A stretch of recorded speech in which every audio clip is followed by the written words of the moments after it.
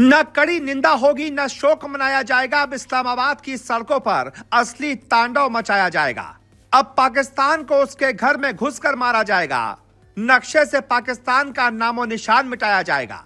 Air strike और surgical strike से भी खतरनाक इलाज करेंगे इस बार मोदी। नक्शे पर ढूंढने से भी नहीं मिलेगा पाकिस्तान। अमेरिका से ट्रंप, रूस से पुतिन और इजराइल के बेंजामिन नेतन्याहू ने दोस्त भारत की तरफ से संभाला मोर्चा। पाकिस्तान के कांप उठे पैर। 36 घंटे से मोदी अमित शाह ने छोड़ दिया खाना पीना और सोना, खुद संभाल रहे पूरी कमान। मिट्टी में मिल जाएगा पाकिस्तान। आर्मी को दे दिया खुली छूट। उधर पहलगाम में डेरा जमाए बैठे हैं अमित शाह, इधर दिल्ली में लगातार मीटिंग कर रहे हैं मोदी। अब 6 घंटे में होगा सबसे बड़ा एक्शन। जी, तो क्या पाकिस्तान से ऐसा बदला लिया जाएगा कि पूरी दुनिया देखती रह जाएगी? रक्षा मंत्री राजनाथ सिंह ने ऐसे ही ये बयान नहीं दिया है।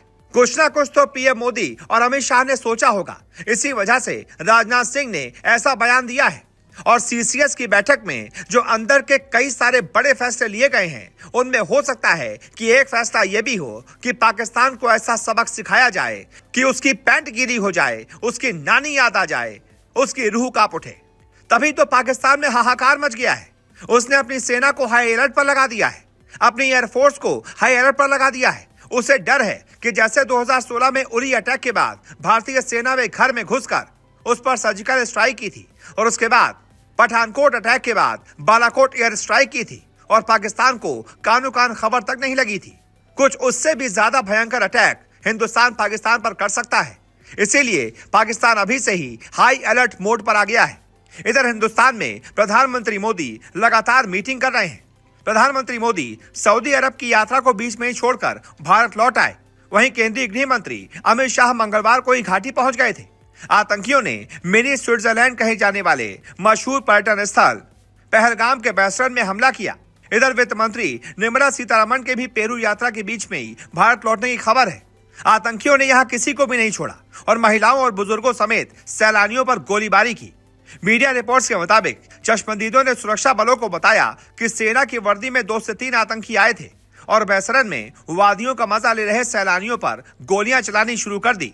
उनसे उनका धर्म पूछा, नाम पूछा और फिर गोलियों से छलनी करके चले गए। इस हमले के कुछ ही घंटे बाद श्रीनगर पहुंचे शाह ने सीधा राजभवन का रुख किया। जम्मू कश्मीर पुलिस के महानिदेशक नलिन प्रभात से मुलाकात की।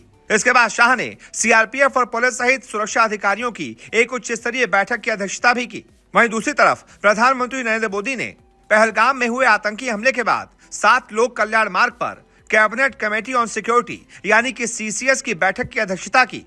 इस संबंध में पीएम मोदी ने एक ट्वीट करते हुए बताया कि यह बैठक राष्ट्रीय सुरक्षा के लिहाज से बेहद अहम मानी जा रही है, जिसमें आतंकी हमले के पीछे की साजिश, सुरक्षात्मक उपाय और आगे की नई रणनीति पर चर्चा हुई। माना जा रहा है कि इस सीसीएस की बैठक में कई ऐसे फैसले लिए गए हैं जिससे पाकिस्तान थर-थर कांप रहा है। उसे पता चल चुका है कि हिंदुस्तान कुछ बहुत बड़ा प्लान कर रहा है। 2.5 घंटे तक चली इस बैठक में केंद्रीय गृह मंत्री अमित शाह, रक्षा मंत्री राजनाथ सिंह, विदेश मंत्री एस जयशंकर, वित्त मंत्री निर्मला सीतारमण और राष्ट्रीय सुरक्षा सलाहकार अजीत डोभाल भी मौजूद रहे। प्रधानमंत्री ने इस मौके पर सबसे कहा कि आप लोग के जो भी सुझाव हो वो दिल खोल कर रखें। आर्मी को फ्री हैंड दे दिया जाए। आर्मी जिस तरीके से भी पाकिस्तान को जवाब देना चाहती है वो मुंहतोड़ जवाब दे, हम आर्मी के साथ हैं। यानी कि पीएम मोदी सीसीएस की बैठक में बहुत गुस्से में थे।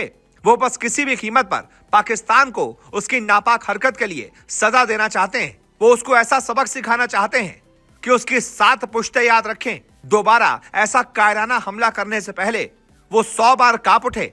यकीन मानिए, हिंदुस्तान में जिस तरह से हर एक हिंदुस्तानी में गुस्सा है, उबाल है, वो यही इशारा कर रहा है कि जल्द ही पाकिस्तान पर कुछ बहुत बड़ा अटैक हो सकता है। कुछ ऐसा हमला हो सकता है जिससे पाकिस्तान की चूल्हे हिल जाएं। ऐसे में आप बताइए, आपको क्या लगता है पाकिस्तान को कैसे सबक सिखाया जाना चाहिए? जो भी आपकी राय हो कमेंट करके बताएं और इस वीडियो को शेयर कर ज्यादा से ज्यादा लोगों तक पहुंचाएं।